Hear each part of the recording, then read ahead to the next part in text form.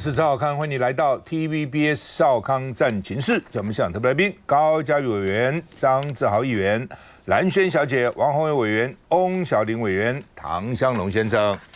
好，川普执政100日啊，因为最近很多记者访问他啊，那他跟记者不爽 ABC 啊，美国广播公司，那主要是为了这个贾西亚啊，贾西亚呢就是萨尔瓦多被遣返。说他是黑帮，哦，那他们这个萨尔瓦多现在准备了一个监狱，专门帮这个黑帮的成员关哈，然后呢，那个监狱当然恶名昭彰了哈，所以就把他送回去了。后来发觉他不是，而且法院呢还判说应该把他遣返啊，应该把他送回来了啊。那这个结果呢，川普就跟萨尔瓦多的总统讲好，那个总统就说呢，我们不会把他送回去啊。所以美国一方面法院一直判说应该送回来呢。那美国的这个白宫方面就说，只要他萨尔瓦多肯放，我就把他接回来，我们派专机把他接回来。但是呢，萨尔瓦多总统跟川普见了面以后就说，我们不放人啊。所以呢，记者就问他了哈，所以明明这个人是一个合法的移民都有这个绿卡了，你为什么把他送回去呢？那川普就说呢，他是黑帮组织 MS-13的成员，而且他手上刺有 MS-13的刺青。记者就说那个照片是修过图的，故意给他刺上去的。那川普说：“你要我拿出照片给你看吗？”不过他的照片已经修过图，给你看什么呢？记者说呢，我也看过这个照片了。那你想法跟我不一样，我尊重。那这个川普就很生气，你为什么不能够就同意我？他手上有刺青呢，为什么要跟我唱反调呢？就骂这个记者哈。那另外呢，还问这个 ABC 的记者说：“你是哪一位？我没有听过你反正现在做民调，川普不爽的就是这个假新闻、假民调 （fake news） 然后 fake poll 反正 fake 这个都是 fake， 只要跟我不一样都是 fake， 包括这个对他友好的这个媒体公司那也是一样照样骂不误那 CNN 就列了100条说。他说谎的记录，这个说谎，那个说谎，那个说谎譬如说墨西哥，他说呢，墨西哥赚我们3500亿美金的钱，但是呢，人家去调查其实只有一半，什么1790亿，类似这样，反正就是川普，反正就说谎脸不红心不跳了反正继续讲就是了那川普说我相信我承认了，关税可能会让我丢选票，因为现在民调已经下跌了，但是我还是要继续干。因为我要拯救这个国家，这个国家快亡了，你知道吗？你们都不管他，对不对？这个欠债欠那么多，36-7兆美元的这个债券在6月以前呢，就要下个月以前就要到期的6兆怎么还你们不还吗？你们能还吗？你们不还不是我要还吗？我怎么还？就加关税砍人等等用这个钱来还那否则怎么办呢？看一下。美国总统川普执政满100日，在 ABC 新闻资深全国特派记者 Terry Moran 的独家专访中，被记者的尖锐提问问到奇蒙子明显不怎么样。145% tariffs on China, and that is basically an embargo. They deserve it. It'll raise prices on everything from. 除了对中关税问题，记者还追究驱逐移民乱象，让川普情绪暴走。You're talking about, you're making this person sound. This is a MS-13 gang member, a tough cookie. Oh, he had some tattoos that are interpreted that way. But let's move on. Hey, they're giving you the big break of a lifetime. You're doing the interview. I picked you because, frankly, I never heard of you, but that's okay. But I picked you, Terry. But you're not being very nice. 川普最后甚至问记者为何不能直接说同意他的看法，还呛 ABC 是假新闻。白宫则释出最新宣传片，自夸在川普的领导下拥有美国史上最安全的美墨边境。The media and our friends in the Democrat Party kept saying we needed new legislation, but it turned out that all we really needed was a new president. 不仅如此，为了大力吹捧打压非法移民的政绩，白宫在草皮上摆设出一排排遭逮捕的移民照片。The media attacks this administration as chaotic is because the president is solving the problems the American people set about to solve. 至于副总统范斯，则在内阁会议上补刀，把美国陷入混乱的责任推给媒体。Frankly, I never heard of you, but that's okay. But I picked you, Terry. But you're not being very nice. 好，那么美国的第一季 GDP 呢萎缩了0.3%哈，这有这几十年来没有过的事情哈，这往上涨一点也涨，但是它萎缩哈，是这个3-4年来的第一次嘛哈。那川普就是这么能怪我呢？拜登留下烂摊子啊，我是帮拜登这个收拾啊核心的通膨继续升温啊，所以呢，换句话说呢，这个物价一直在上涨，那对比较穷苦人就蛮辛苦的。我们看一下。经济差不是我的错，美国总统川普又在甩锅。Was up plus 3%, but this is Biden's economy because we took over on January 20th. 2025年首季 GDP 负成长，川普把错全怪到前总统拜登身上。And a new report shows that the U.S. economy had its worst quarter since 2022. 尽管先前都大话在前，川普总说和习近平谈了，但这次被记者追问，他似乎不小心漏了口风。Why don't you speak to President Xi of China? That'll happen. I mean, look, right now, and I told you before, they're having tremendous difficulty because their factories are not doing business. 川普说 will 等于还没和习近平通话，外界认为 GDP 数字难看，因为关税、消费疲软、进口暴增等因素影响。川普发文怒呛不干关税的事。And I think you have to get us a little bit of time to get moving, but this is the Biden economy. 川普口口声声要大家忍耐，不过和去年第4季相比 ，GDP 面临大规模放缓，经济学家悲观预测很有可能出现衰退。小龙怎么看川普100天？这个 MS-13，当我们对它不熟悉，不过它是一个国际性的帮派跟犯罪组织。那这个记者呢，这个叫 Terry 记者，之所以问他，是因为这个帮派本身虽然是萨尔瓦多的移民的后裔，可是他们其实是在美国发展的帮派。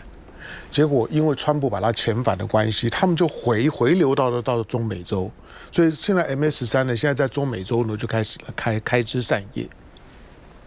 当川普的就职100日，他唯一跟过去的领导人比较一致的，就是说他还是勉强接受了一些媒体的访问，但是呢，那个访问的气氛都非常的不同。大部分就职100日的时候，总是有一些不需要人家来喊万岁、喊吾皇万岁，你基本上大概都还是可以讲得出来的成绩，或者呢，通常就职100日都在描绘愿景。就说我在这100天之内我做了什么，你应该希望大家能够了解我做了什么，而100天之后剩下的3年多的时间里面呢，我要做些什么。可是你会发现，川普在他的就职100日的接受媒体访问的时候，他几乎没有机会讲这些话，因为光是这3个月的时间了，大家就已经吵不完。刚主持人提到，就是说，那第一季美国的 GDP 微缩了0.3%，你知道第一季是1到3月啊。还没有到他关税战的4月2号，换句话说，真正的美国的经济的压力会在4月之后才开始，现在到了5月1号了。所以当大家看到第一季的经济成长率的微缩，过去没有过，同时呢，在第一季的时候呢，你包括看到呢，上个月的这个就业数字来讲，也远远的不如预期。所以今天呢，美股呢早上开盘的时候呢，杀了800点。如果没有川普又开始出来做精神喊话，又开始呢去用这种吹蒙拐骗的方式，刚暗示就是说我们正在跟中国谈关税问题快要处理完了，股市呢在慢慢的拉起来。现在呢，在就川普的几乎呢都是中国他每一次呢，当他自己遇到危机的时候呢，就把中国拖出来练一顿，包括呢今天早上的股市的下跌，只要暗示呢中美关税战快过去了，股市呢就不知不觉的就爬起来。川普现在遇到的问题不只在于就是说媒体对这100天。华尔街对这100天，老百姓对这100天，不管是美国的国内社会或者是国际社会，对川普就职100日基本上高度负面评价，因为所有的民调又不是只有 CNN 做，又不是只有呢华盛顿邮报做，何况呢华邮背后的老板呢现在是 Bezos， 那这些人呢所做出来的民调，甚至于呢包括了就是说这个《华尔街日报》等等 ，Fox News 所做的民调也都是一样。虽然呢数字有一些差异，但是大概都是同一份的民调呢，历来所做的总统就任100日以来最差的。所以川普现在一定承受很大的压力。唯一会给川普面子的，只剩下2个国家，一个是印度，还有一个就是台湾。有没有注意到？昨天，川普唯一呢可以让大家觉得快乐的事情是，昨天我们台积电呢在亚利桑那州凤凰城的第3厂破土了。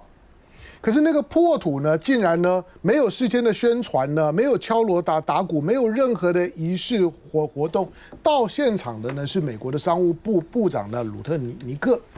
鲁特尼克呢到现场，然后第3厂呢就这样子破土。你认为他在干什么？台积电呢真是懂。就像是呢，我们的政务员呢，邓正中一样，我们一定要让美国知道，我们不是敌人，我们是家人。这么肉麻的话，你都可以讲得出来吗？全世界独一无二的邓正中啊，要让邓正中呢去代表台湾去谈判，你觉得还有希望吗？我就不知道台湾人会不会去注意到这些的细节。台积电的3厂。你认为台积电是莫名其妙突然就破土吗？那个破土就是把台湾过去很喜欢的。给川普冲洗，昨天呢只有台积电呢在给川普冲洗。本来呢，川普呢还希望印度呢昨天呢就把呢美国跟印度呢之间的贸易协议就签了，他就可以拿出来跟人家讲说呢，你看我一手有台积电呢，一手有印度的协议。结果呢，只有台积电给他冲洗。可是呢，那个3厂要到2030年才会运作。我可以跟大家讲，台积电本来根本就没有这个计划。纯粹是因为川普100日实在什么东西都拿不出来，只好叫商务部长呢，你赶快到凤凰城去，叫呢台积电演一演，就只有台积电，只有台湾配合他演了。台湾如果做到这个样子，不只是跪趴舔，你可以做到这个样子，川普的评价不管如何，川普如果没有好好的感激你的话呢，那台湾真是太不值了。休息一下再回来。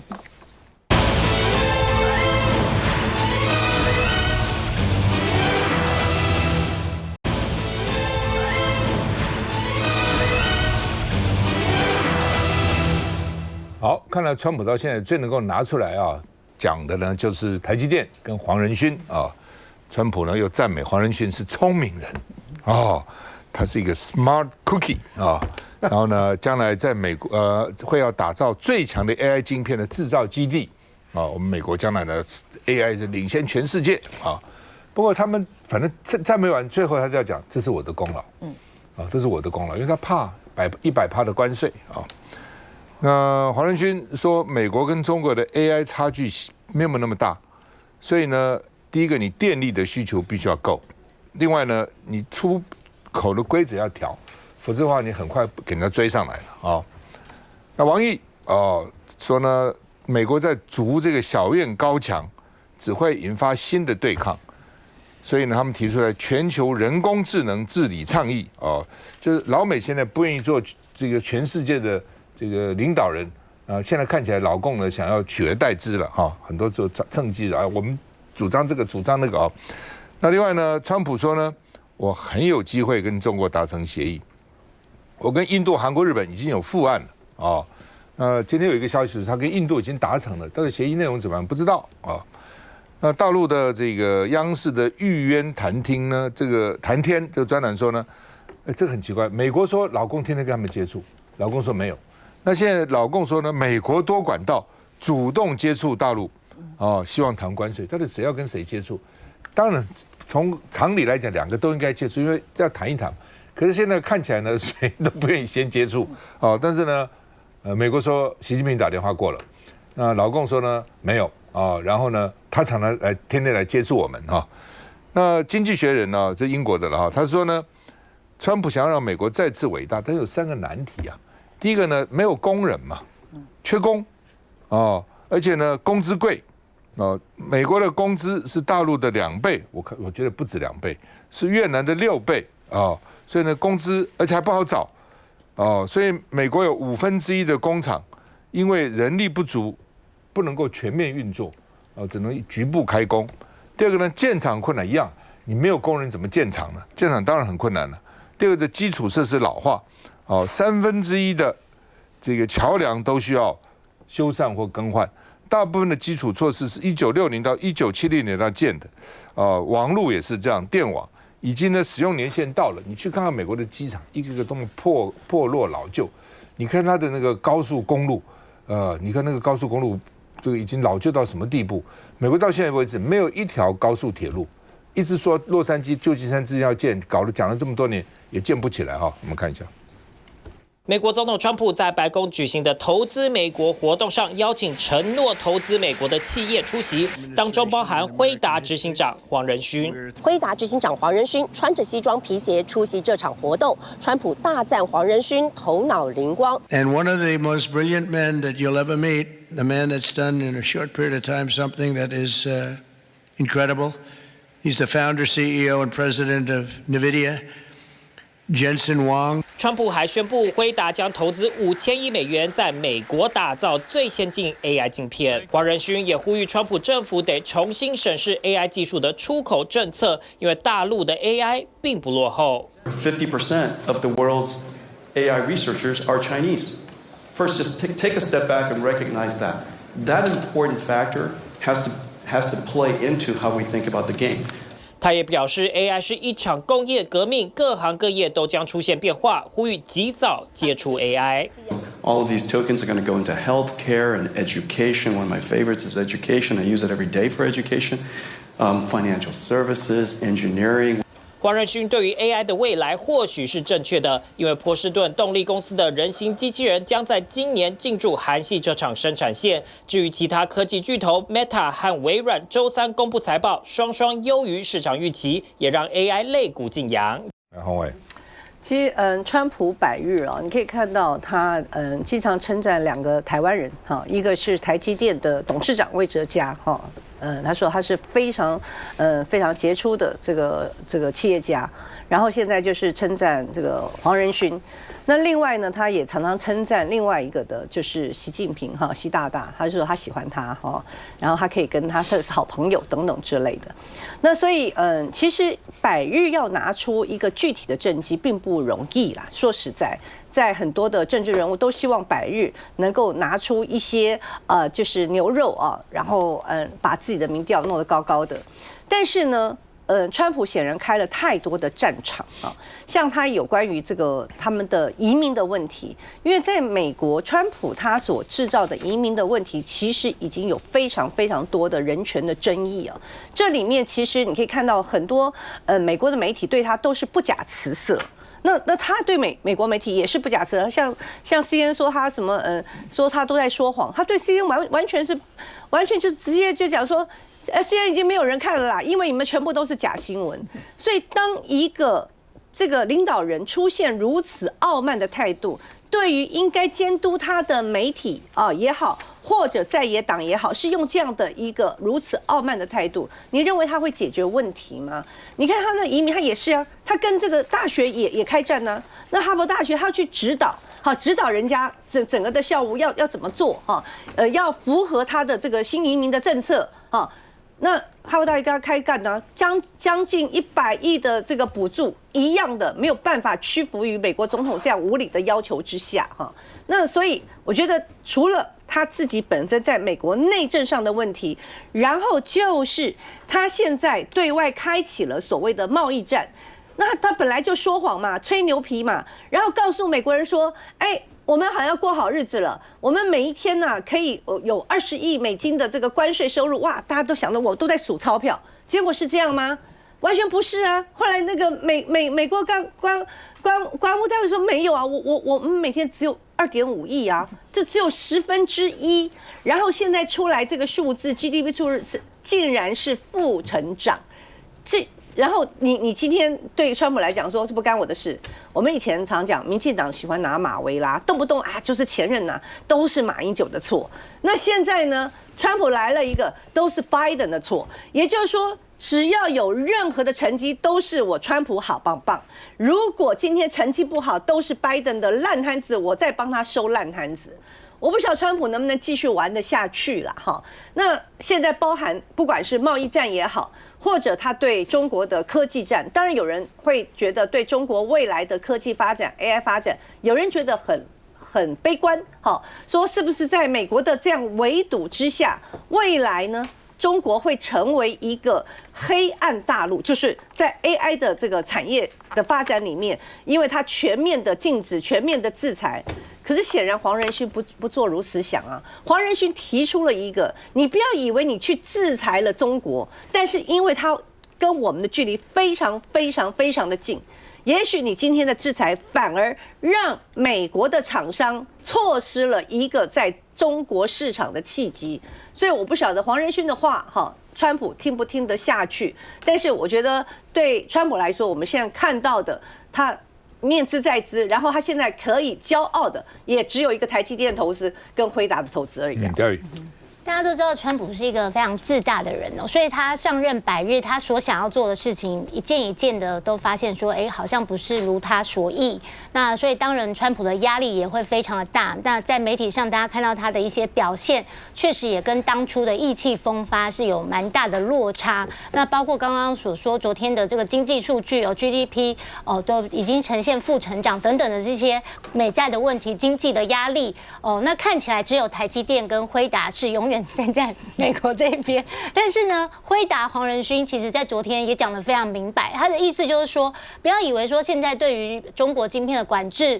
可以撑得很久，因为毕竟中国跟美国的这个晶片的科技差距其实不是想象中这么大其实就是在暗示说，你如果限制我们辉达或是限制这个晶片的竞争，其实可能会是反效果。那对黄仁勋来讲，当然这个 H20能够销售到中国，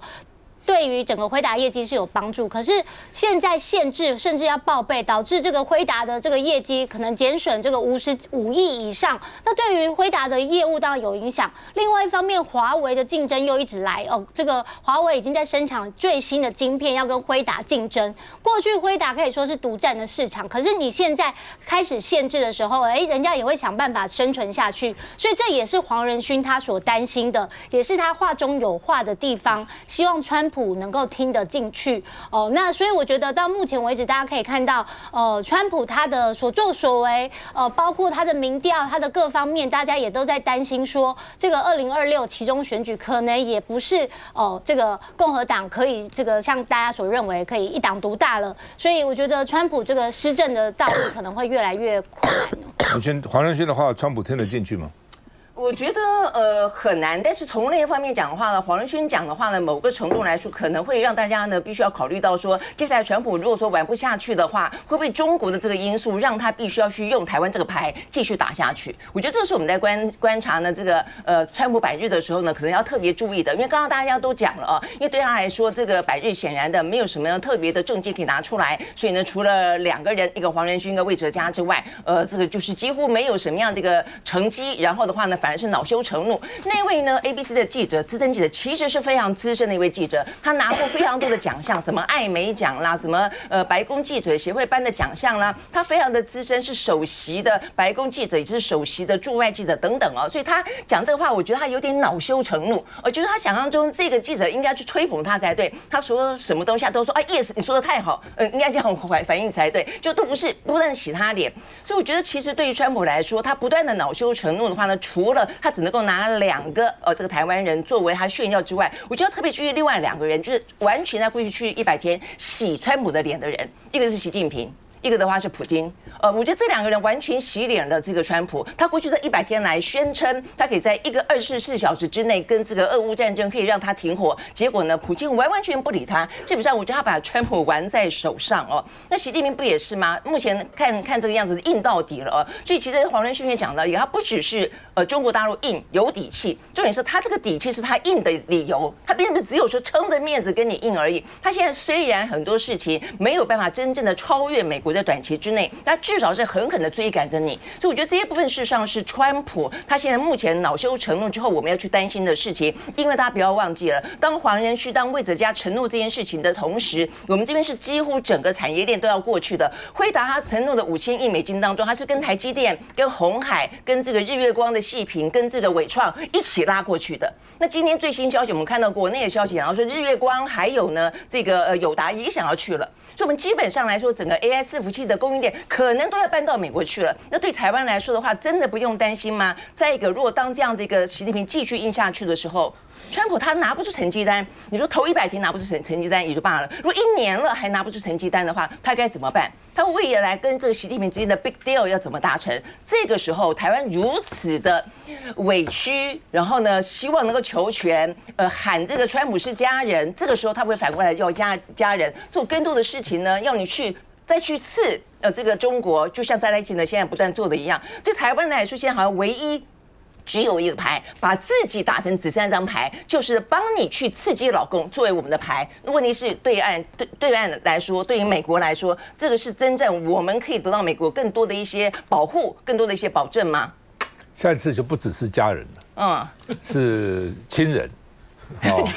下次是枕边人，是爱人爱人啊。